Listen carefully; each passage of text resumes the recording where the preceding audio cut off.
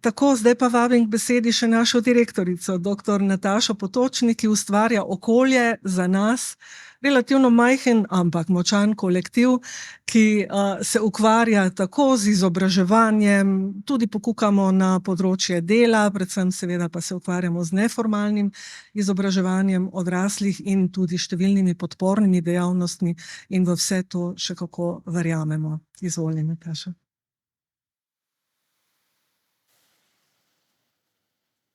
Spoštovani gospod namestnik direktorice Direktorata za spretnosti in delovna mesta pri Evropski komisiji, gospod Egbert Holthuis, spoštovana vodja predstavništva Evropske komisije v Sloveniji, doktorica Jerneja Juk-Jerše, spoštovana generalna direktorica Direktorata za srednje šole, višje šole in izobraževanje odraslih, magistra Branka Hrast-Debeljak, spoštovana vodja sektorja za izobraževanje odraslih, gospa Taja Dolgan, spoštovana vodja sektorja za vseživljenjsko učenje na Ministrstvu za delo, gospa Kaja Pungarčar, spoštovani udeleženci, gostje v dvorani in tisti seveda na daljavo. Prav prisrčno dobrodošli na našem prvem letošnjem forumu projektu EPO z naslovom Spretnosti za vse. In o čem govorimo, ko govorimo o spretnostih?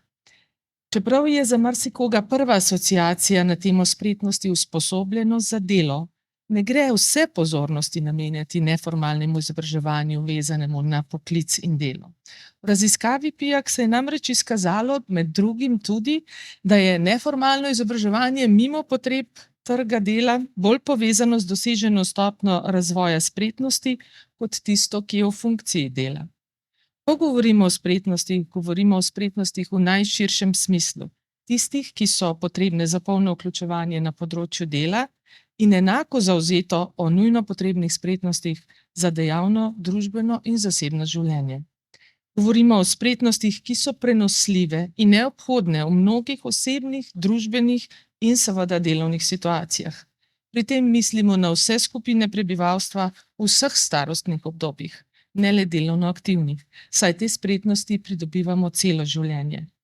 Bralna, matematična, digitalna, trajnostna, finančna, medijska, zdravstvena pismenost, znanje jezikov in druge spretnosti pripomorejo k izboljšanju življenja posameznika in celovito k družbenemu in gospodarskemu napredku. Nerazvitost teh spretnosti pa vedno najbolj prizadene socialno prikrajšane, ki ne le, da zaradi tega živijo na robu družbe, temveč sploh ne prepoznajo priložnosti, ki jim jih okolje nudi. V tej perspektivi živimo in delamo na Andragoškem centru Slovenije in prav te vidike spretnosti bomo vključevali v aktualne in prihajajoče evropske projekte s ciljem povečati vključenost v vseživljenjsko učenje, omogočati dostop do kakovostnih izobraževalnih in učnih možnosti, omogočati pridobivanje splošnih in temeljnih zmožnosti za osebnostno rast, aktivno delovanje v skupnosti in v sferi dela, ter zmanjšati strukturne in individualne ovire pri vključevanju prebivalcev v izobraževanje in učenje. Na ACS smo in bomo izkoristili Evropsko leto spretnosti za promocije in spodbujanje pridobivanja spretnosti za življenje, saj verjamemo, da je vlaganje v njihov razvoj naložba v prihodnost, ki omogoča trajnostni razvoj in boljše življenje, če že ne blaginjo za vse. Vsem udeležencem želimo ob današnjem dogodku veliko navdiha, ki mu v svojih institucijah nadenite še krila.